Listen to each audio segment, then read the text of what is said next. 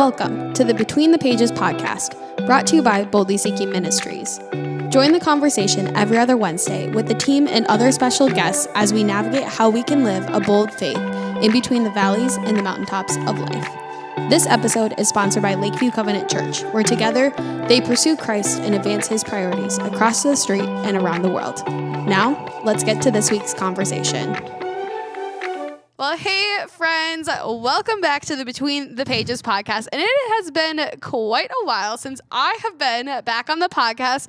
Jenny and Elizabeth kind of did a little bit of a takeover the last few weeks. We talked about school, friendship, and we're only a couple days out from Valentine's Day. So, of course, are we going to be talking about all things love, joy, singleness, worth, red flags, all the things.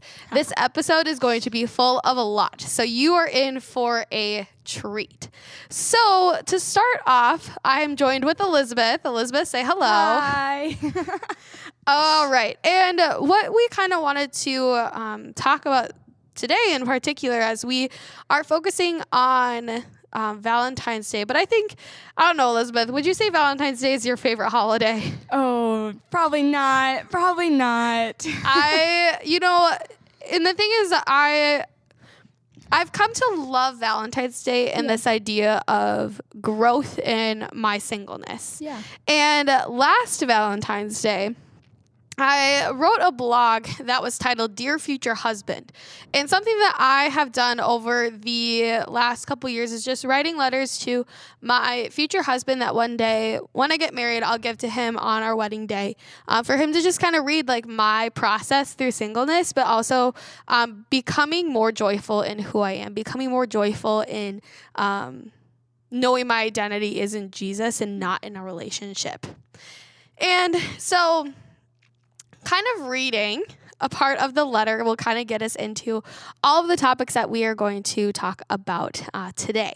And so part of the letter says, Dear future husband, there are moments I wish you were here now, experiences I wish we could share together. Sometimes all I want to do is call you and tell you how my day went.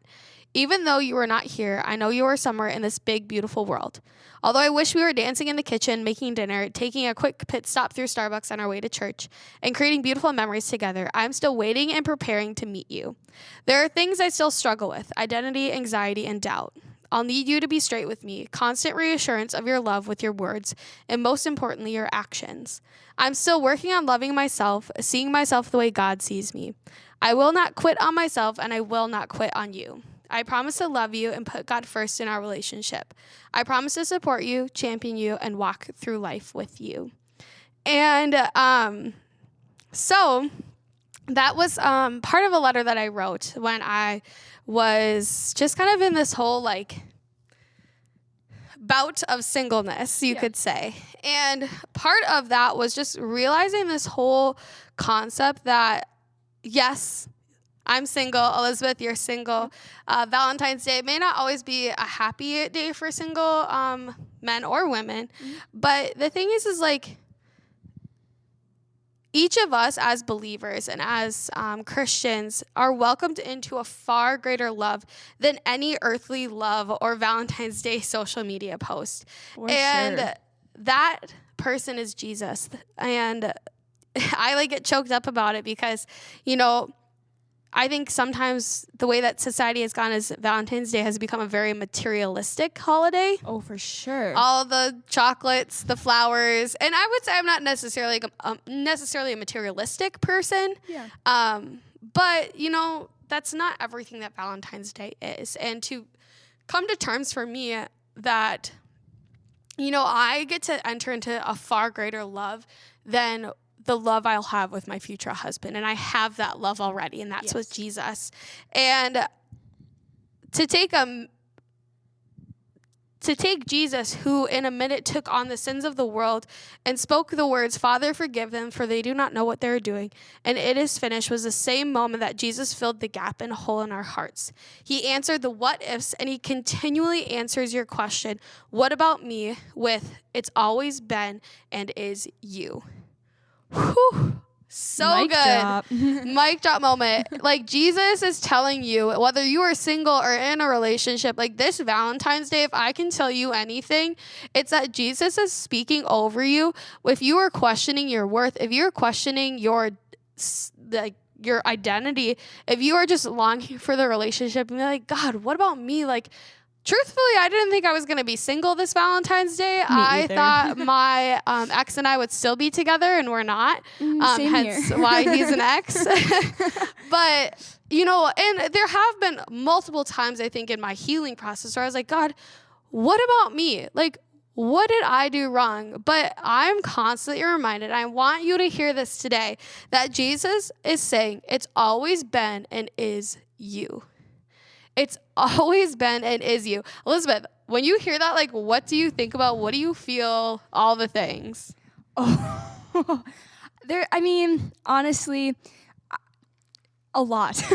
It's such a powerful thought because I feel like a lot of times when you get into a relationship, it becomes about that other person. Like, your focus goes to that other person, and if you aren't conscious about it, it can totally turn into an idol. It can become like all you ever think about, all you ever talk about, all you ever want, which in some regards is not a bad thing. And obviously, like, they're your person, you want to be into them. But I love the idea of, I've always heard this quote, and I might mess this up because but of you, when you go into a relationship, into a marriage, that person is second. It's God first, and then your spouse, your boyfriend, your girlfriend second, and you come together and you have God in the center of that. And I think that's like a very important aspect to keep in mind of, like, it's not about you, it's not about the other person, it's about the one who created both of you and the one who brought you both together. Like, you may have found the person, but it wasn't like you found that person on your own. Like, God's like, hey, that person over there, he's yours. Like, oh, thank you. Right. And I think as much as we're going to dive into just like more surface level of my story and Elizabeth's stories, I think for this episode, it's like, even though like being in a relationship is fun, it's new, it's exciting, you get to do life with another person, there's also so much joy in singleness. And I think that I have been able to switch my mindset when it comes to Valentine's Day in particular, but even when it's like I'm alone in my house and I'm like, oh, I really wish like I had a boyfriend right now, we could be cooking dinner or doing something fun or watching a movie. I don't know, like anything but me sitting here alone in my house doing absolutely nothing. For sure.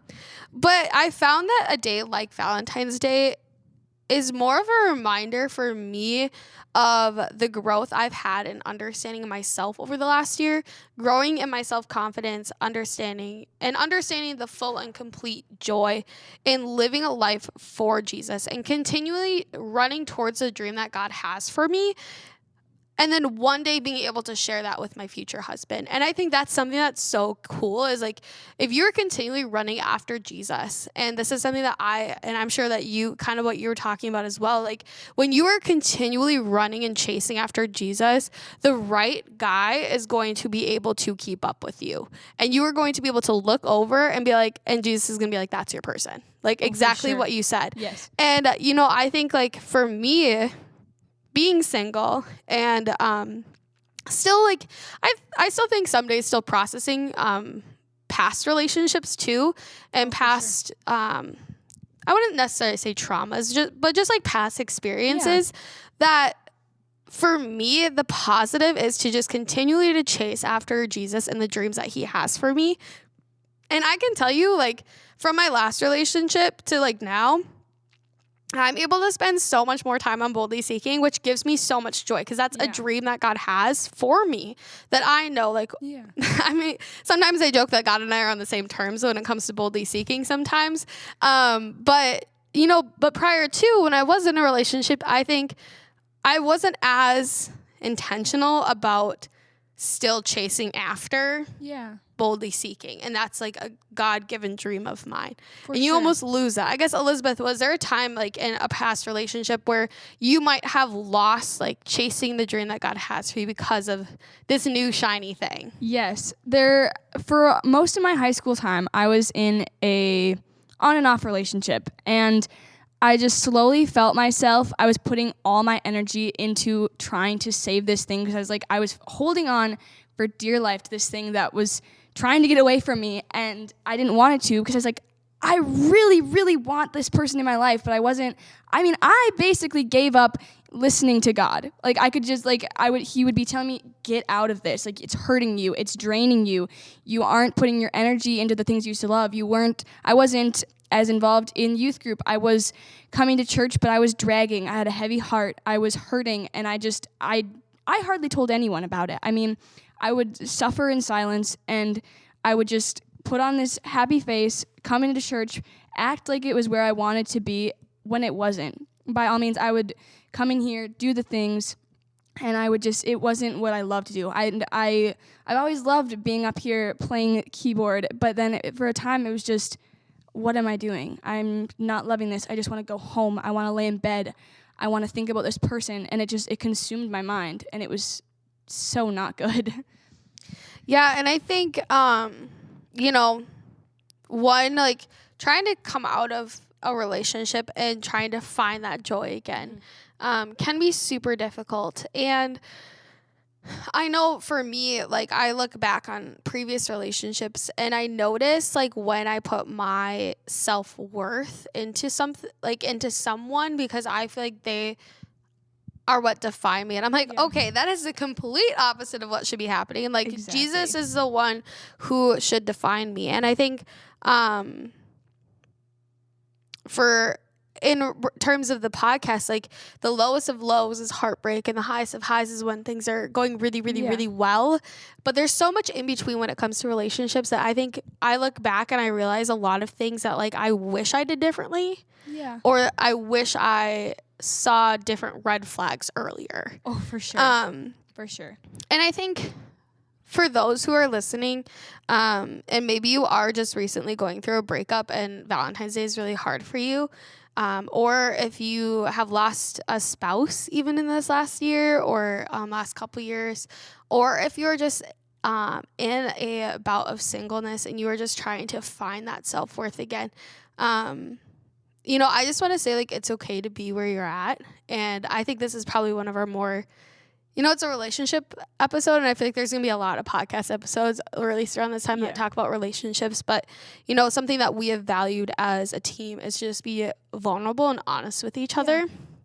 And I would say, like, for Elizabeth and I will kind of open up a little bit about our experiences, just to kind of encourage you guys that it's okay, and that there is sunshine on the other side. Oh, for sure.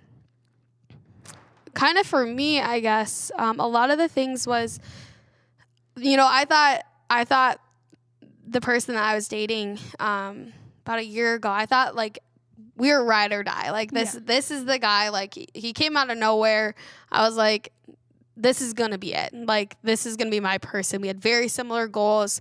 And it ended up really, honestly, not lasting very long. And a lot of it was just kind of, I would say, was just kind of like not the best timing. Yeah. And in the nice way of saying it. But I look back and I realize it's like, okay, like, I don't know if I truly was myself in that relationship because I was trying to live up to an expectation that I didn't really know what that expectation was. Yeah. And so my first lesson that I learned in my process of healing was to have a conversation of expectations early on in your relationship. So you know what to expect out of another person, but what that person expects out of you. Very true. That is very good advice. I feel like a lot of times you get into a relationship and you just barrel ahead and then and hit a stopping point of like, oh, that's not where I was thinking this was going. This is not what I was thinking you were like, because you just get so caught up in those like first couple months of everything being perfect that you're like, oh, now that I'm actually seeing this, I don't know if I like that. We need to now talk about this, and it gets harder and harder as you go on to fix those things that you've noticed early on that you just didn't really pay attention to. Yeah. And I think the second thing that I learned in all of this, and just my healing process, and I could say now, like, I have so much joy in who I am, and I'll get to why, because I came to this realization a couple weeks ago, which is going to be like point number 3 or 4. We'll see when it comes up. But the second point is, and it's so funny because I never really thought of it until after my relationship, but it's like, don't be a wife on a girlfriend status. Yes. That is so important. It is so important. It's such a funny saying, but it's so, so true. And I feel like there were so many times that I was like being a wife on a girlfriend status where we were spending literally every waking day. I'm pretty sure I folded his laundry a couple times. I made dinner all the time. And I was just kind of like, wait a second, like that is so much wife material that he had access to, that I was just a girlfriend. Like, you can fold your own laundry. Like, I do not need to fold your laundry for you. I barely can even fold my own laundry. And I am a single independent woman. And I can honestly tell you, as of right now, there is a basket of clothes in my room right now that I have not yet folded. But like, Elizabeth, have you kind of had that like experience? And maybe not, and that's okay. But I think like that's like, from sister to sister, that's my advice to you, is don't be a wife on a girlfriend status. Like, he can have wife status when he is now your husband and you are married. But until then, you were a girlfriend and you were a girlfriend only. Yes. I've never necessarily had like specific moments where I've been like a wife, but I also feel like where I'm at, I'm looking for something more serious that will turn into me being a wife, him being my husband. And not that I'm necessarily ready like in this moment, but that's where I'm looking more towards, instead of just like a quick little relationship here and there. I feel like that. But to keep in mind that not everyone you date is going to be your future husband. I mean, it might work out, but it also is not true. So you have to guard your heart too, in like, you may be looking for something more serious. You may be ready to be a wife, but if that person is not, you're going to be putting so much of your energy into that as a wife, because that's what your goal is to be, and it's not going to end well, because they're not ready to be a husband. They're not ready to be your husband. They're not going to be your husband. Yeah. Third point, I have a couple points here, so we'll kind of go through my points, and I think we're both on the same wavelength too. So the third point in just kind of everything that I would say was to have a wise counsel around you and your relationship. I know for me, I have a couple of close mentors that I meet with, I would say every, like, try once a month, but it turns into be like once every 6 weeks or so. But just people that speak into me, or that I feel comfortable going to, that are outside of the norms of the relationship, or the, I would say like the parameters in which we see each other in. And to be able to go to them and be like, hey, I don't know what to think of this, like, and just like have that unbiased like opinion from someone who is much, much wiser than I am. For sure. I guess, Elizabeth, have you, or do you have people who you would say like you go to, or that are what you would consider like your wise counsel? Yes, I would definitely say you and Jenny are two of my top people that whenever I'm like having an issue, I'm like, I don't know what to do. Like, I'm in tears over here. But I also, our good friend Laura Starr. Auntie Laura, if you are listening, we love you. You are the best. She is the wisest counsel of all things relationships. She is one of my favorite people to, when I am having a problem, to confide in. I'll be like, Laura, I don't know what to do. Like, help me, please. And she's not necessarily that much older than me, but she is so wise and just so smart in all things, from relationships to school to just life. And it's so fun to get to talk to her about all that stuff. Oh, I love that. Auntie Laura, you're our fave. We love you. The fourth thing, and I would say that this is honestly probably more outside if like a relationship doesn't work out, and you're starting that healing journey, is to take the time. This lies into our topic of the joy in singleness. Like, take the time to be single and be happy by yourself. Yes. I have seen way too many times where people get into like this cycle. Like, I have friends who like they'll break up with someone, and like I'm not bashing on people who like sometimes it does work. They meet someone a couple days after, and it works out great. But like if your heart isn't ready and like you broke up with someone because you weren't ready, then like take the time to be by yourself and be joyful by yourself. Because I can tell you as a fact that if you get into a relationship right out of getting out of a relationship, you haven't spent the time being single, being happy by yourself, working on yourself physically, mentally, emotionally, spiritually, you break up with them, you're going to be the same as before. You're just going to repeat this cycle of getting in and out of relationships because you're lonely. Yeah. And for me, it's like I would say that since my breakup, I have found so much more joy again in being single and just chasing after the dreams that God has for me again, like we talked about earlier. Rather than just being like, I'm lonely, I want to be with someone and like moving forward, it's like, no, I'm just going to like enjoy being by myself, but also I'm going to spend time with other people in different friend groups. And it was a couple weeks ago, I spent time with a couple, with Allie, who is now one of our guests on our podcast. But she has a few friends that I've gotten to know, and we all went to breakfast together, and then we hung out at Skyline and bowled and played in the arcade, and I literally had the best time of my life. It was a completely different group of people I've never hung out with in my life, and now we're all like, I would say, pretty good friends. And like, spend the time just hanging out with different people, doing different things, rather than just jumping from relationship to relationship. For sure. Yeah, I feel like where I'm at right now, so I got out of a relationship a while ago now, and I healed. I took my time to heal, but I feel like instead of actually like getting my mind ready for another relationship, it was more I healed. I was over the pain of it all, but I put my effort into like my other friends and into other things rather than like actually just taking the time to prepare myself for something more.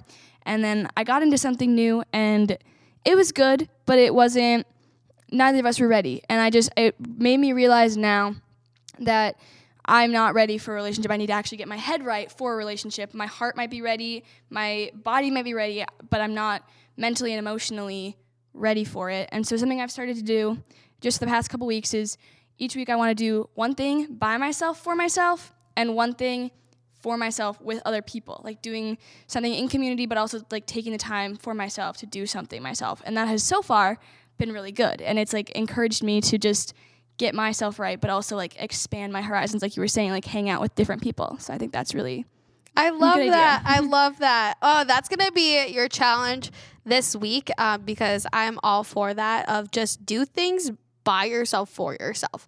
Like that's something that I have done too, like in my healing process, is just like have self-care nights, like slow down, like do something that you enjoy. Like there's been multiple times where I'm like, I'm going to do a full facial routine, or I'm going to do I'm going to do my nails, or I'm taking a personal day from work next Thursday, and I'm just going to like go get my hair done. I'm going to probably walk around Target, just do things for myself that make me happy. And I love that. And you know, my heart aches when I am around friends who, you know, you see from a distance that they're not ready. And then they jump into something, and you're like, I want to tell you that you're not ready, but like I could tell you all you want, but you're the one that has to know when you're ready and when you're not. And so that would be my one thing post relationship that I've learned. And I would say that's kind of like 1 and 2. Like don't jump right back into another relationship. I'm not bashing on if you do and it works out. Like that's fantastic. I'm so happy for you. For me personally, I know it would never work. Just guard your heart. When you're going into something like that. Definitely. And then 2, like do things for yourself that bring you joy. Find that joy again in singleness. honestly just taking even more time to be with Jesus, because Jesus is the only one that will satisfy, and he's the only one that's going to fill the hole in your heart that you're missing. He's the only one that is going to comfort you when you feel lonely, and he's always there. Like, there's been multiple times, I would say the last like couple months, where I've just felt lonely, but I'm like, I'm not alone. Absolutely. Because I have Jesus. And like, yeah, that's a worldly feeling of being alone. Yeah. But knowing that like, I'm just going to take, I would say 5-10 minutes or so just to be with Jesus. And I'm like, okay, I'm good. Yeah. I'm good. It helps. It always helps. I feel like a lot of times I'm like, well, I'll spend time with Jesus later. But the minute I do, I'm like, whoa, like this is like really speaking into me right now, and I feel like so much better. Even if it's just like listening to a few worship songs, I'm like, why didn't I do this sooner? I feel so much better, like almost instantly. I'm just like, okay, why do I always like do this? Why do I not listen? Why do I not like he's there ready to like comfort you, and then I just don't listen. But I'm getting better at it. Good. And I would say the last thing, talking about self-worth, I've struggled a lot, I would say, in my life with my self-worth. Yeah. I'm very much of a people pleaser. I've had a lot of people in my life be like, don't do this, don't do that, do this, do that. Like, take time for yourself. And then I take time for myself, and they're like, why are you taking time for yourself? And it's like, you just told me take time for myself, so I'm taking time for myself. And just having all of these voices that it's hard to find, like, okay, what do I actually deserve in a relationship? And that sounds really self-centered of me to say, but I know it's not, because like, Jesus in all authority in heaven and on earth, like literally came down and had the ultimate sacrificial love of dying on a cross for you. And you deserve that. Yes. You deserve Jesus dying on the cross for you and your sins. So for me to say like, okay, like I'm trying to learn what I deserve and what I not deserve, and like the way that a guy treats me, or even friends, like, and even guy friends. And I would say, and this is going to sound weird, but Elizabeth and I were talking about this last week. I went to breakfast with a friend. It was a guy friend, and like we're very like much on the friend level, like nothing more, nothing less kind of thing. And we were on a business phone call, and we hadn't seen each other for a couple weeks, and he was like, let's do something on Saturday. And I was like, well, I have something going on Saturday night, but we could do breakfast on Saturday morning. He's like, yeah, let's do it. And I was like, oh, okay. Like, we're making decisions, like we're committing to a plan. And then he had texted me the night before, like confirming the plans. He had texted me the morning of, paid for breakfast, texted me after, like said he had a good time. And I was just like, honestly, and I will say this, girls out there who are single, have guy friends that treat you like a boyfriend should. That was the first time, I would say, in a very, very long time where I felt like there was hope in any relationship beyond my last few. Yeah. Of like, oh, like this is normal? Like this is normal for a guy to make plans, stick to plans, to confirm the night of, the morning of, respond afterwards. I was like, wait a second. Is this real life right now? And like, we're very much our friends. I'm not saying we are ever going to be in a relationship. Like, we're very much those friends that are like, it will never be anything more. Yeah. But to have a guy treat me like that was like, that is what I deserve. Oh, for sure. For sure. I guess, do you have like guy friends that kind of treat you like you deserve? Yes, I have one really good guy friend who has been there through a lot of my interesting relationships. And we don't necessarily go out for breakfast, but when I was hurting about a couple weeks ago, he just invited me over. He was like, hey, if you need to just get away, he's married now, and I love him and his wife very much. And he just said, hey, if you need to get away, come over. Like, come over tomorrow for dinner. Like, you can come hang out.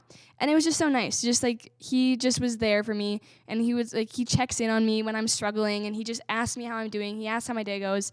And it's honestly like almost like a sibling relationship, because I don't have any siblings, but we're just really close, and he treats me so well. And I see him in his relationship too, and I'm like, this is how a guy like should treat me. This is how a guy should treat any woman. And to see how a guy also treats like other women besides like his girlfriends, like girl/friends, or his girlfriend, is really important. It shouldn't just be he treats his one person well. He should treat all women with respect, and that's a huge component, I think, too. And that's actually a really good point, is if you're getting into a relationship with someone, look at how they treat the people around them. Yes. Like, look at how they treat their mom, sisters, other female friends. Yes. How they even talk or treat their exes, too. Yes. And I have learned a lot when it comes to that, of just, like, the person that I'm with, like, not analyzing, but being aware of how they treat those around them. For sure. And, like, I have guy friends, too, who come to church and they'll ask me, like, hey, like, how is this going? Like, I saw your really cool announcement of the conference that you're at in February. And, like, I was like, oh, my goodness, like, thank you for, like, bringing that up. Like, you know that's something that's super important to me. And to, like, take the time and the initiative to, like, check in on me. I was like, is this normal? Is this normal? And I think there's a lot of retraining my brain into thinking of, like, oh, this is normal. Yeah. It is normal for someone to, like, actually ask you how your dreams and ambitions are going and support you in that. And it's normal to, like, just, like, have joy when you're, like, someone's like, I'm going to confirm. Like, I will say I'm an event planner through and through. Like, that is my full-time career beyond boldly seeking. So I plan a lot, but it is so nice, and it speaks volumes to me when someone else is intentional and takes the initiative in planning something. For sure. Because I plan everything for everybody else, and it's like, to me, it makes me feel like I'm so special, and I'm so seen when someone else, guy or girl, like, there's been times where, like, you and Jenny are like, let's do this. And it's like, okay. Or, like, I have other girlfriends who are like, hey, do you want to go grab drinks tonight or go grab coffee? I'm like, absolutely. Or even my friend who's like, let's do breakfast. It's like, okay. Yeah. And, like, cool. I don't have to sit here and, like, plan.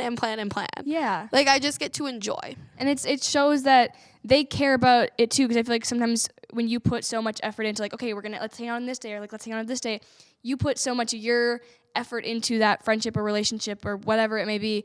But sometimes it's nice, like, even just to, like, know that they want to spend time with you too, of, like, hey, like, let's go do this. And you're, like, so surprised. Like, yeah, like, I want to do that. Thank you for asking me instead of me, like, initiating all those things with you. I love that.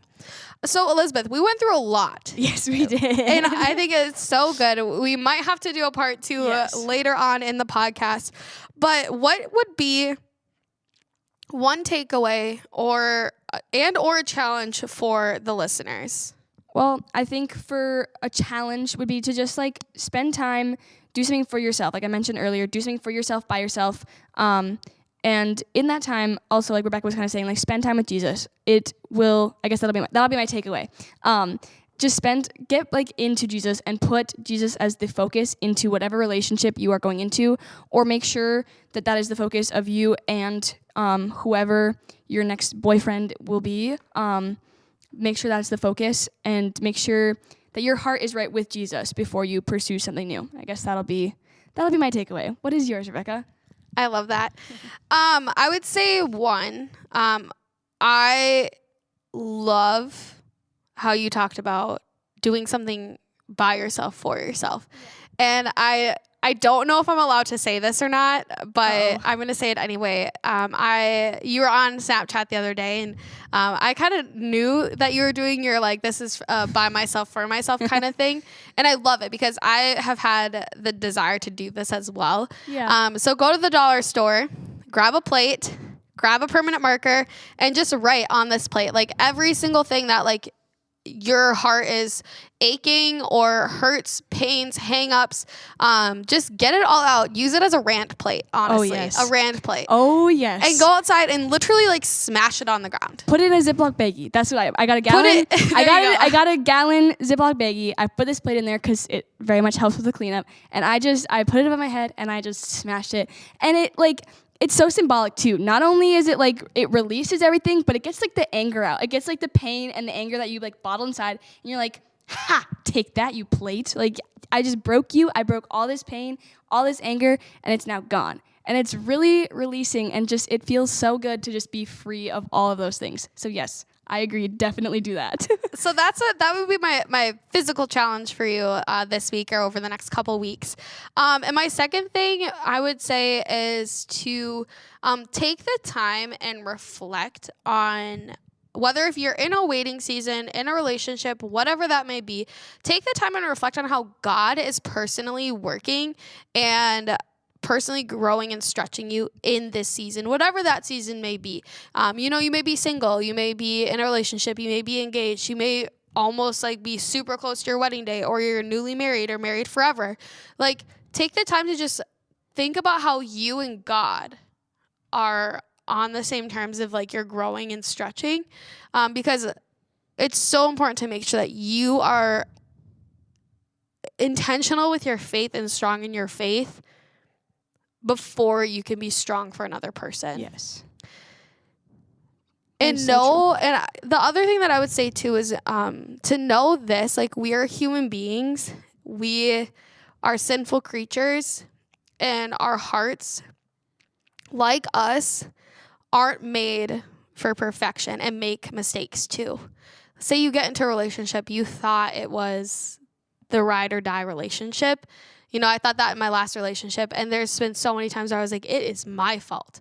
Like, I'm the one that ruined it. I'm not good enough. I'm not ready for this, or maybe I was, or I messed something up. Like, and almost being like, why did I say yes to that person? Yeah. But the thing is, I had to come with terms of grace that my heart makes mistakes too. For sure. My heart isn't perfect. But I will tell you this. Your heart never stops beating nor gives up on you. It is the same thing with Jesus. He will never give up on loving you. Give your heart to him, the one who already loves you more than you could ever imagine, that he would die a painful death just for you. So, dear future husband, happy Valentine's Day. How I wish we could spend this day together. But I'm taking this day as a reminder of the growth I have had in this past year in preparation to meet you. And that is how I want to end of saying, you know what? Happy Valentine's Day. Happy Valentine's Day. This has been a year of growth, a year of learning, a year of stretching. I'm like already getting teary-eyed just kind of thinking about everything in this last year. And know that we are here. Our social medias, we're linking them everywhere. Instagram, Facebook, Spotify, all the podcasts, TikTok. For those of you who feel lonely this Valentine's Day, reach out to us. Yes. We'll talk with you. We'll pray with you. We'll FaceTime, honestly, if you just want someone to talk to. But know that your heart, like you, isn't made for perfection. It makes mistakes too, but it will never give up on you, just like Jesus will never give up on you. So we love you. Happy Valentine's Day, and we'll see you in a couple weeks.